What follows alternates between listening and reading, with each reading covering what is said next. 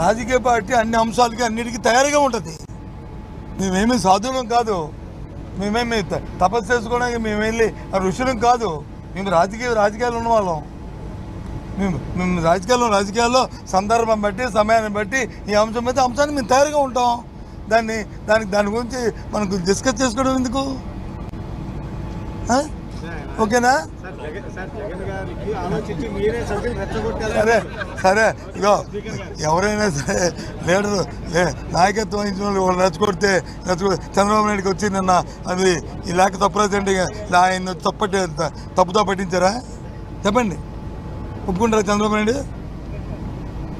నిన్న లేఖ రాసింది సీఎంఓ, ఆయన తప్పుతో పట్టించారా? ఆయన ఆలోచన అయింది, ఆయన విధానం అయింది. ఇలాంటివన్నీ చిన్న చీప్ క్వశ్చన్. ఇవన్నీ అవతల వాళ్ళ